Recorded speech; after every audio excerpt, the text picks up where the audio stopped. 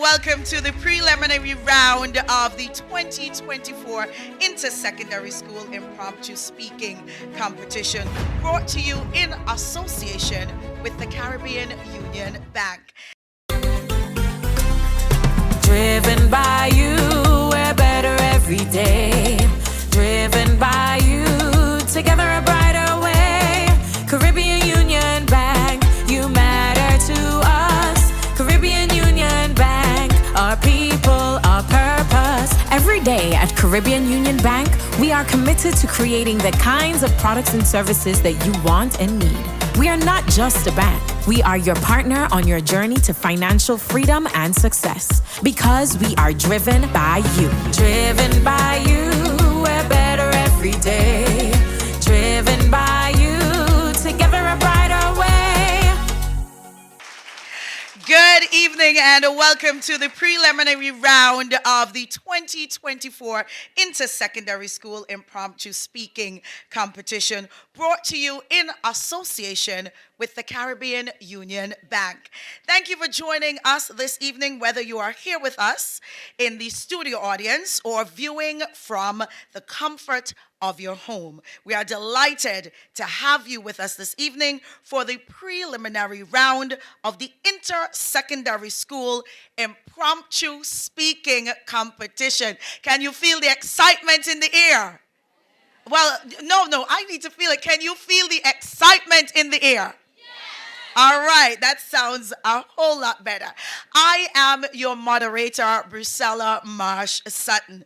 In this round, the preliminary round, we have the Antiga Grammar School, Antiga Girls High School, All Saints Secondary School, Clear Hall Secondary School, Iron B. Williams Secondary School, Glanville's Secondary School, Piers Secondary School, Seventh-day Adventist Secondary School, Sir Machesney George Secondary School, Soval Richards Academy, St. Anthony's Secondary School, St. Joseph's Academy, St. Mary's Secondary School, and Trinity Academy. A round of applause for all our participating schools. I would like to remind you of the main rules of this round of competition. Each impromptu speaker will draw a number from an envelope to determine the position in which they will speak. The number drawn will determine the topic on which he or she will speak on. Speakers will be given a maximum of 3 minutes for mental preparation. Impromptu speakers are not allowed to formulate written notes during preparation time and are expected to speak extemporaneously. In the preliminary round, each speaker will have a maximum of 2 minutes to make his or her presentation. The bell will ring once at the beginning of the final minute, and twice when the maximum allotted time would have expired. This evening's encounter will be adjudicated by a 3-member panel of judges. Joining us on the panel this evening, Mr. Ursel Charles Jr., Deputy Director of News and Current Affairs, ABS Television and Radio. Round of applause. Mr. Jamil Lee, Program Coordinator, UNICEF. And Miss Sharon Herbert, Social Sector Planner within the Ministry of Social Transformation. There you have it, ladies and gentlemen, our esteemed panel of judges. We will take our first break to hear from our sponsor, Caribbean Union Bank. When we return, the competition begins. Driven by you, we're better every day. Driven by you, together a brighter way. Caribbean Union Bank, you matter to us. Caribbean Union Bank, our people, our purpose. Every day at Caribbean Union Bank, we are committed to creating the kinds of products and services that you want and need. We are not just a bank. We are your partner on your journey to financial freedom and success. Because we are driven by you. Driven by you, we're better every day. Driven by you, together a brighter way. Thanks for staying with us. This is the preliminary round of the 2024 Intersecondary School Impromptu Speaking Competition, coming to you in association with Caribbean Union Bank. We will begin the impromptu speaking preliminary round with the Antiga Girls High School.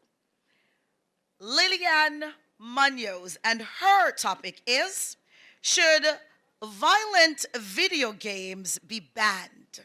Should violent video games be banned? Please welcome from the Antiga Girls High School, Lillian Munoz. Good day, listening audience and esteemed judges. Should violent video games be banned? Now, I know you young people are going to be like, she better not say it's going to be banned. But hear me out. For those that may not know, violent video games are those games that contain holistic approaches to actions, including guns, fighting, thumping, etc. Now, I don't believe that this should be banned. Come on, games are fun, right? But however, I do believe that there is a limit to these video games, like there is a limit to everything else. Parents, imagine your 6-year-old adapting the actions of the games he or she is playing and then taking this to school.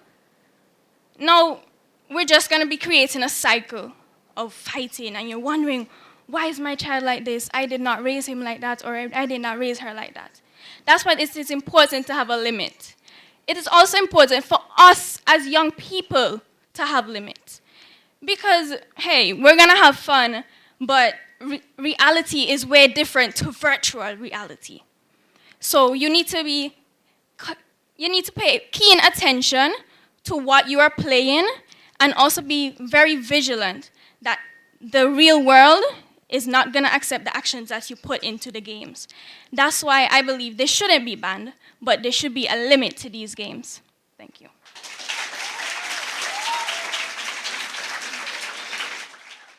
Representing the Antigua Girls High School, Lillian Munoz. Another round of applause for her. And she spoke on, should violent video games be banned? She completed her presentation in a time of 1 minute and 34 seconds. We now move on to our second speaker from the Soval Richards Academy. Please welcome Mr. James Atwood. And he will be speaking on peer pressure is a good motivator. Give him a round of applause. Peer pressure is a good motivator. Good afternoon, everyone, Madam Moderator, esteemed judges, fellow opponents. My topic for today is peer pressure is a good motivator. It does have some good aspects. I will not lie about that. But most people don't know this, because when peer pressure comes to mind, people think of peer pressure as something to lead somebody down the wrong path. However, there are some good aspects to it. Please hear me out. Recently, my uncle turned his life to Jesus. He was committing adultery, had drinking problems, smoking, stuff like that. However, my mom, who is the same age as him, she told him that if he wanted a better life and a better relationship with me and my siblings, he should turn his life away from that kind of living and turn his life to Jesus. After he did that, his health became better. He wasn't sick anymore, and he was able to continue living with me and my brother and my sisters, thank God. I'm saying this because this is something that peer pressure can do. It can take you away from a bad style of living and can turn you into a brand new person. It can show you different ways and can help you in a lot of situations. It's not all about the horrible things that the teenagers in this day and age are doing right now. It can lead you towards success and it can lead you towards happiness. I was very happy when I got this topic because I got to share my experience with other people and it can hopefully turn their life around as well. Those who are listening to this, if you are under the influence of negative peer pressure, I beg you find somebody who will turn your life around. Thank you for listening.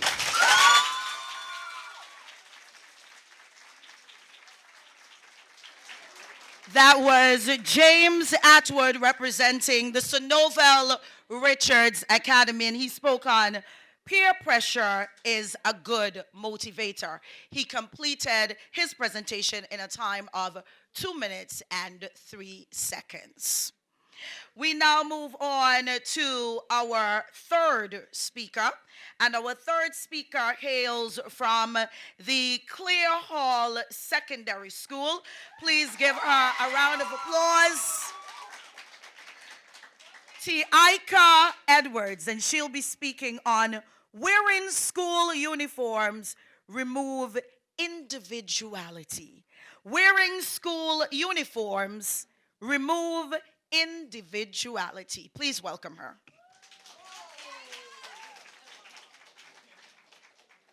Good evening to my colleagues, to the debaters and speakers today. Good evening to the judges and Madam Moderator. What makes you, you, and me, me? Our individuality. Individuality is something that tells us who we once were, who we are now, and who we will be in the future. While I agree that school uniforms may remove individuality, school uniforms provide a sense of unity and togetherness, and where there is unity, there is strength. When someone sees us on the street, they know what we are, who we are, what group we are part of, what we believe in. Everything about us is told through our uniforms, which is why it is important for us to represent well.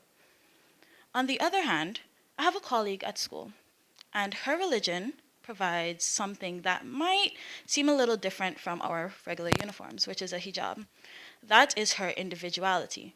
And while it is not what we are and who I am as a person or any of my other friends, it still shows us what she is and who she believes in. So I agree with this, but on the other hand, I do believe that unity is power, and together we are stronger. Thank you.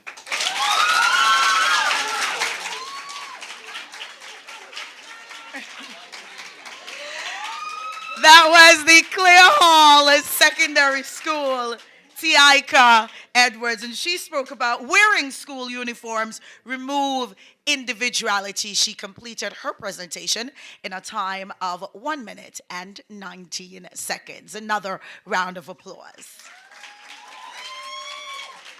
We now move on to the Glanville's Secondary School, Curtis Page, and he will be speaking on the topic, computers should be used in classrooms. He'll be speaking on the topic, computers should be used in classrooms. Please welcome him.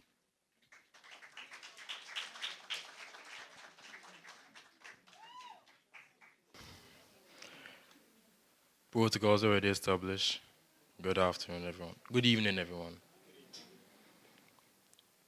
My name is Curtis, and I come from the Glanville Secondary School. My topic for today is computers should be used in classrooms. Today's day and age is more digitalized than ever. The use of computers in classrooms are beneficial in many ways. But today, kids are also more idle than ever. In the Bible, it says temptation is a sin. Sometimes kids may have one ear open to the teacher But you, unbeknownst to the teacher, the kids might probably be playing Roblox or like a COD, you know?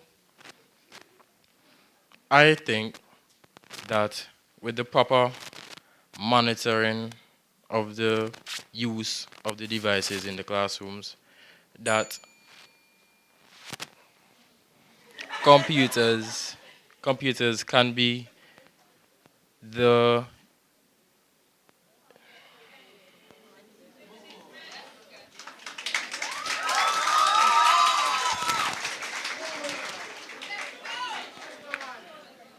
I think that with the proper monitoring, computers could be more beneficial than ever. Computers could be the key to a better learning education for all students.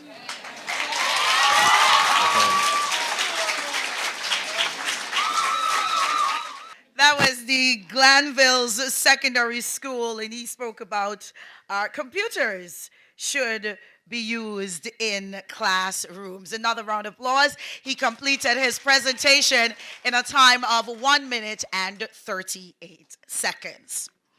We now move on to the Trinity Academy, Hydra Peters.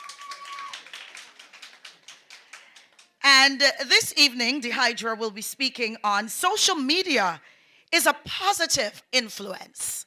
Social media is a positive influence. Please welcome her. Good afternoon, Madam Moderator, esteemed panel of judges, and guests. Today, I was given a topic, social media is a positive influence. I agree with this statement. Although social media does have negative effects, such as bullying, it also comes with multiple positive effects, such as it can increase your self-esteem. Because look here, sometimes, right, when you post a picture and somebody comments on your post and says, "Oh, you look beautiful," you will feel a kind of way. You will feel happy. You will feel a sense of joy. Another reason why social media is a positive influence is that it can also help build character. You may see somebody and be like, "Oh, wow, this person is doing so much with their life," and you might want to do something in the same way.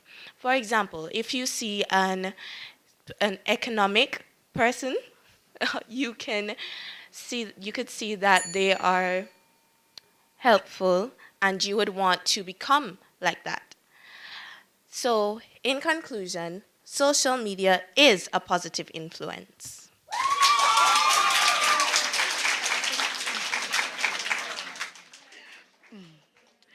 That was Trinity Academy, and she spoke on social media is a positive influence. She completed her presentation in a time of 1 minute and 13 seconds. Round of applause. I don't know about you, but I think our students are doing a stellar job, aren't they? Come on, encourage them. And I love the fact that you are encouraging your peers.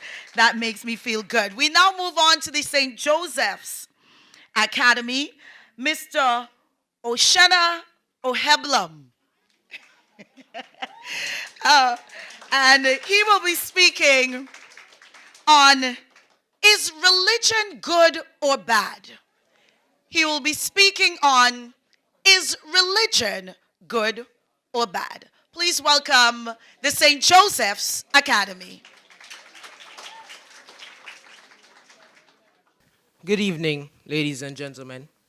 My topic today is on the topic as to whether or not religion is good or bad. Now, what is religion? The term religion simply refers to the belief or worship of an established deity. Now, for many countries, religion is an established part of their constitution. And goes without saying that many places, including Antiga, have pushed religion on its peoples so that they form some sort of belief in a God that they have established. Now, many people have raised questions against this belief in religion, as persons now believe that religion is an oppressive system meant to hold people back to a belief a belief strategy that was set in place many years ago. However, it is my belief that religion doesn't bring us down, but actually strengthens us, as we as a people should look towards something greater than ourselves to build true meaning for our livelihood on earth. As a people, it's important that we recognize that there's more to what's simply on this earth, and that there might be something that's more in life. And therefore, it's essential that many people consider how religion may affect them and how it may impact their livelihood. I thank you. That was the St. Joseph's Academy. He completed his presentation in a time of 1 minute and 31 seconds. He spoke on the topic, is religion good or bad? That's for you to decide. We now move on to the Antiga Grammar School. The Antiga Grammar School, Shanoy Malone, and he'll be speaking on what is the value of homework. He will be speaking on what is the value of homework. Please welcome the Antiga Grammar School, Shanoy Malone. Ladies and gentlemen, judges, timekeeper, mother moderator, good afternoon. Well, homework, as I'm sure among ourselves, we could find very, very annoying. But I'm telling you, there's value to it. This is why I think that there's a lot of value to homework. Firstly, what you teach in class, period is only 35 minutes long, may not stick to you. Homework ensures that anything that the teacher would have thought is stuck in your brain. Secondly, I think that it allows you practice. It gives you practice to do, especially something like math. Equations are hard, to understand, getting first chance. Trust me, I know. Although I pass maths all the time, it's not easy. And lastly, I think that homework provides a student the opportunity to get creative with whatever they're doing. For instance, a subject like art, you give an assignment in class, but at home is really, where you really get the chance to let your creativity flow and create the pieces, make them your own. And thank you for listening to me, and that is why I think that there's value to homework. Thank you very much. That was the Antiga Grammar School. He completed his presentation in a time of 1 minute and 8 seconds. And he spoke about what is the value of homework. Now we will move on to Sir Machesney George Secondary. All the way from Barbuda, we have Garen Coffey. And Garen will be speaking on the topic, inappropriate music on the airwaves should be banned. Inappropriate music on the airwaves should be banned. Welcome, Sir Machesney George, Garen Coffey. Please welcome him. Good afternoon, students, teachers, judges. Should inappropriate music on the airwaves should be banned? What would you define as inappropriate music? I, for one, is not a music listener, so I don't think I could personally tell you what inappropriate music is. But I think instead of banning it, it can be controlled, because inappropriate music will always get to its audience some way, somehow. I think it should be either muted to the point where the words that you find inappropriate should be muted. Sorry. Airways should find a way to... Sorry.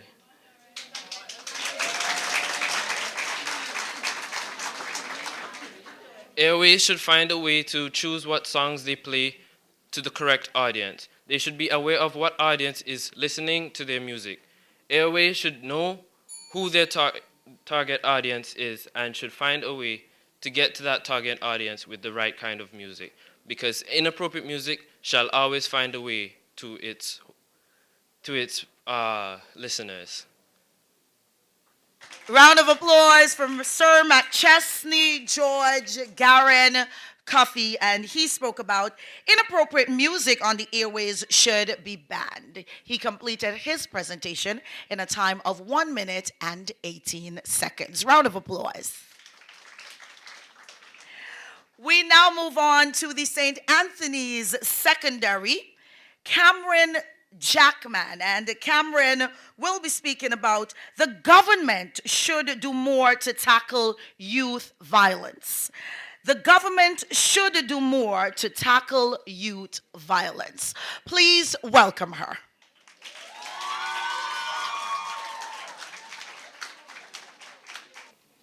Madam Moderator, honorable judges, viewing and listening audience, good night.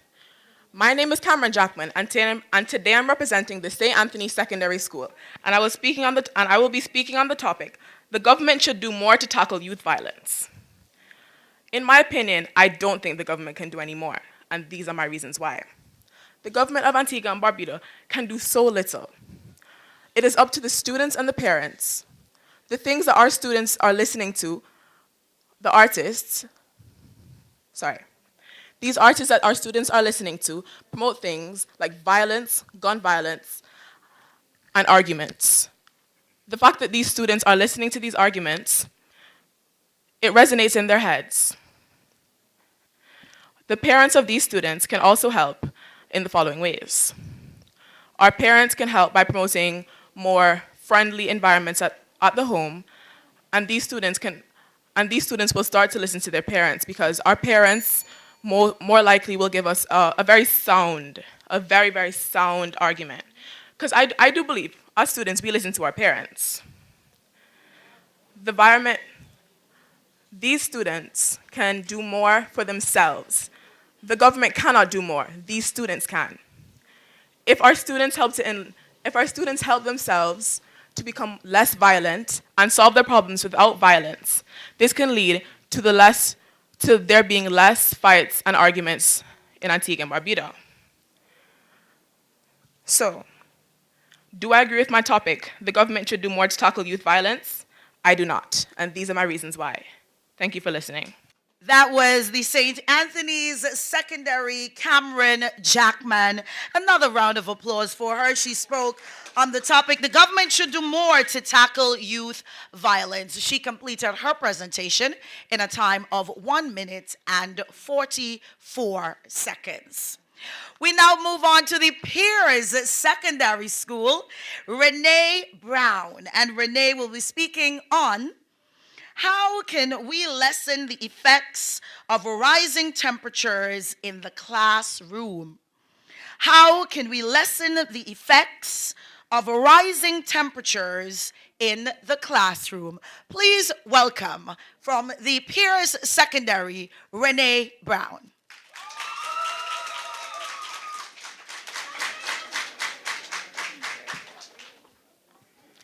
Good afternoon, Madam Moderator, esteemed judges, and my peers. How can we lessen the effects of rising temperatures in the classroom? Well, in the classroom, we're affected by these rising temperatures. It distracts us. It brings us from our education, and we're more focused on how we feel instead of our education that we're getting.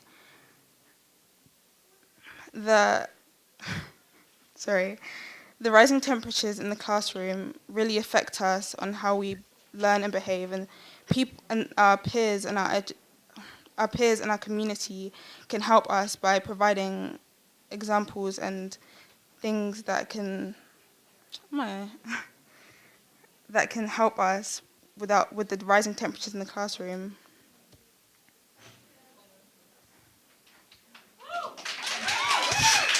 Sorry for the late speech.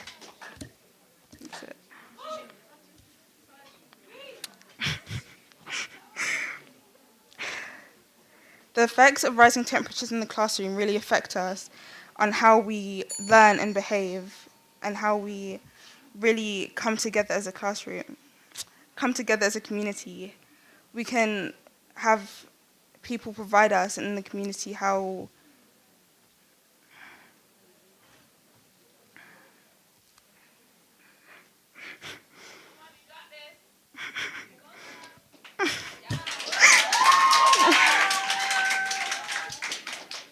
So how can we lessen the effects of rising temperatures in the classroom? We can come together as a community and see what the problem is really coming from and how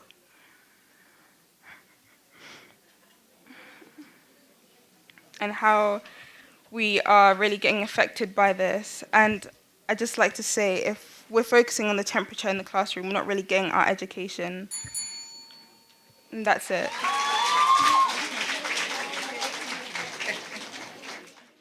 Another round of applause for the Peers Secondary School. Come on, give her a round of applause. She completed her presentation in a time of 2 minutes and 3 seconds. She spoke on how can we lessen the effects of rising temperatures in the classroom. We now move on to our next speaker. From the Iron B. Williams Secondary, Raphael Davis.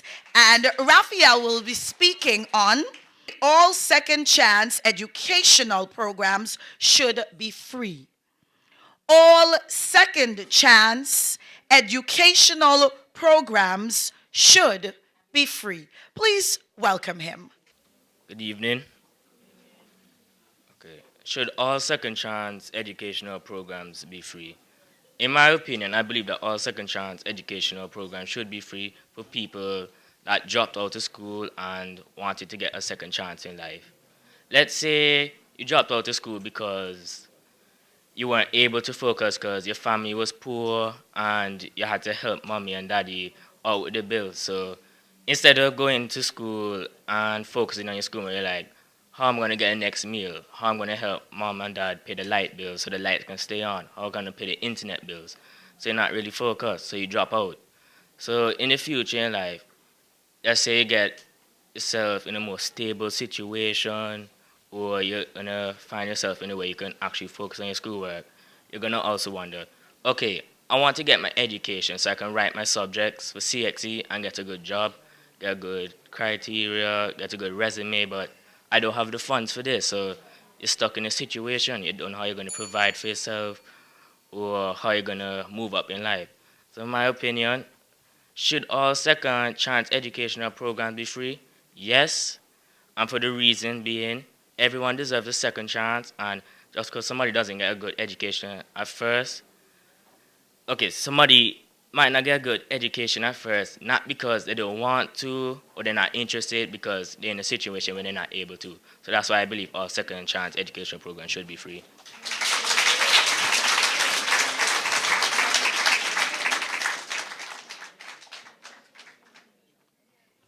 Thank you, Iron B. Williams. Another round of applause. Speaking on all second chance educational programs should be free. He completed his presentation in a time of 1 minute and 31 seconds. We now move on to the Seventh-day Adventist Secondary School. Representing the Seventh-day Adventist Secondary, and correct me if I'm wrong, they are our reigning Impromptu champions. A round of applause, come on. They are our reigning champions. Please welcome Johnny Edwards, and he will be speaking on real learning takes place outside of the classroom. He will be speaking on real learning takes place outside of the classroom. Welcome him. Madam Moderator, esteemed judges, fellow competitors, listening and viewing audience. Does real learning take place outside of the classroom? Learning is the act of students being informed about new topics that they can apply in their daily lives. Many may say that real learning only takes place inside of the classroom. However, it is also important for students to engage in learning outside of the classroom. In the educational system, many students take place in most of their learning inside of the classroom.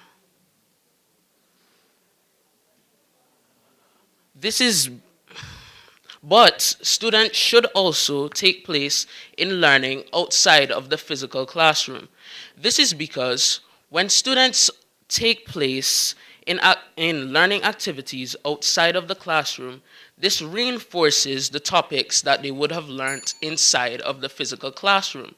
For example, if a student in class is given trigonometry to learn, and they do not fully grasp the topic, if they go home and they study and they review, it is more likely for them to understand the topic and grasp it than if they would have only learned it inside of the classroom and not gone home and studied. In conclusion, it is imperative for students to not only learn inside of the classroom, but also outside of the classroom to improve their knowledge of the various topics that they would have learned inside of the classroom. And it is the responsibility of the parents to assist them in their learning outside of the classroom so that they are better able to grasp the topics. I thank you. That was the Seventh Day Adventist Secondary School. Round of applause. Speaking on real learning takes place outside of the classroom. He completed his presentation in a time of 1 minute and 59 seconds. Believe it or not, we're down to our final competitor this evening, and our final competitor hails from the All Saints Secondary School. Jahab Stevens.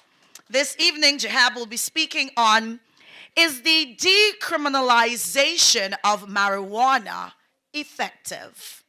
Is the decriminalization of marijuana effective? Put your hands together. Come on, give it up for the All Saints Secondary School, Jahab Stevens. Good day, everyone. My name is Jahad Stevens, and the topic I've been given is the decriminalization of marijuana effective? In my opinion, the decriminalization of marijuana is effective. The reason why I say this is, in contrast to it being decriminalized, we come to realize that individuals is going to continue the use of marijuana, with it being criminalized or not. With the new law being in place, marijuana is now going to be used by everyone, by not everyone, but by everyone that had used it before. Marijuana as a whole is a drug. No matter how you put it, it is a drug. But if the people of the country or the people of a civilization wants this drug to be legalized, I say it should be. The decriminalization of marijuana is absolutely fundamental to form a unification of those who want the drug to be legalized. Now, in thus, I come to my conclusion in which I say marijuana as a whole and it being decriminalized can and will always be a drug, and with it being decriminalized, it can be effective in the lowerage of criminality or crime as a whole, or drug uses. Thank you.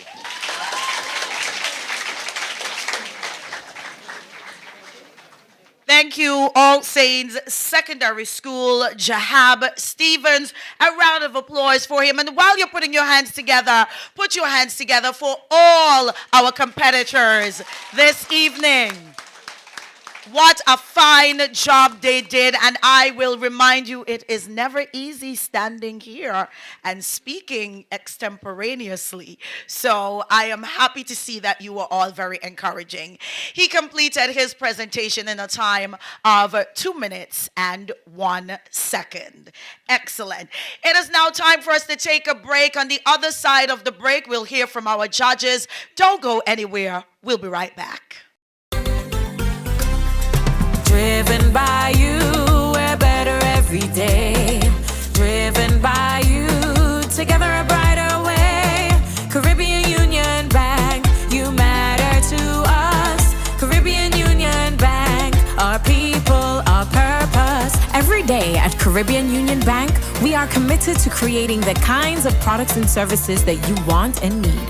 We are not just a bank. We are your partner on your journey to financial freedom and success. Because we are driven by you. Driven by you, we're better every day. Driven by you, together a brighter way. Thank you so much for staying with us. This is the preliminary round of the 2024 Inter-Secondary School Impromptu Speaking Competition, coming to you in association with Caribbean Union Bank. The judges have narrowed the pool of competitors down to 8. And to bring us the remarks and results from this round of competition, please welcome Judge Jamil Lee. Good evening, everyone, and once again, heartiest congratulations to all participants this evening in the preliminary round of the Impromptu Speaking Competition. Can we please give them a round of applause once more? The judges panel was very pleased with the quality of presentations overall this evening, and especially for the fact that we have been doing this for some time and the panel has not had significant changes over the years. I guarantee you we have not been doing this for 40 years. We're not over 40. Well, I'm not over 40. Nevertheless, we have seen the quality of this competition grow year after year, and the fact that we are celebrating 40 years this year, you have done justice. That was a moment where you should have applauded yourself. The speakers were very opinionated. There was a wide breadth of knowledge, and we appreciated the life experiences that were shared. We thought that there was excellent eye contact from most of our speakers. Just a few pointers to take forward, especially for those who will be moving on to the semifinals. We know that it can be nerve-wracking. There are many eyes looking at you, not even thinking about those who are on television that you can't see. First of all, position yourself. Make sure that you are standing comfortably, but ensure that you are upright and that there isn't any indication that you might be nervous. Don't touch the mic. It can be distracting. Furthermore, repetition is a useful device, but be careful as you use it. Don't overdo it. So I'm sure you want to know who will be advancing. So these are the schools that are going forward in no particular order. So if you hear your school, that doesn't mean that you came number 1 and that you came number 2. These are the 8 that are moving forward to the semifinals. We congratulate the following: St. Joseph's Academy, Antiga Grammar School, Soval Richards Academy, the Clare Hall Secondary School, the Antiga Girls High School, the Irene B. Williams School,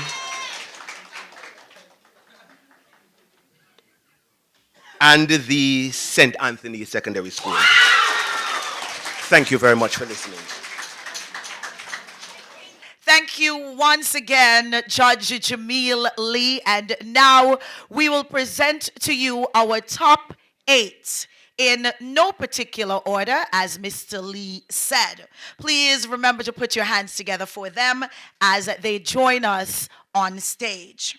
St. Joseph's Academy, Antiga Grammar School, Soval Richards Academy, Clare Hall Secondary School, Antiga Girls High School, Irene B. Williams Secondary School, Trinity Academy, and St. Anthony's Secondary School.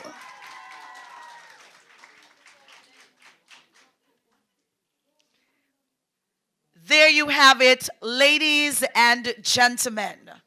Our top 8 moving forward to the semifinals round of competition. One of these bright students will be, of course, crowned, if we must say, the Impromptu Champion 2024. Another round of applause for them as they take their seats. Thank you so much, students. Congratulations once again, and thank you all for doing an excellent job. A special thank you to our studio and the television audiences for joining us this evening, and also thank you to our title sponsor, the Caribbean Union Bank. Be sure to join us next time for the semifinals. I've been your moderator, Priscilla Marsh Sutton. Remember, stay positive.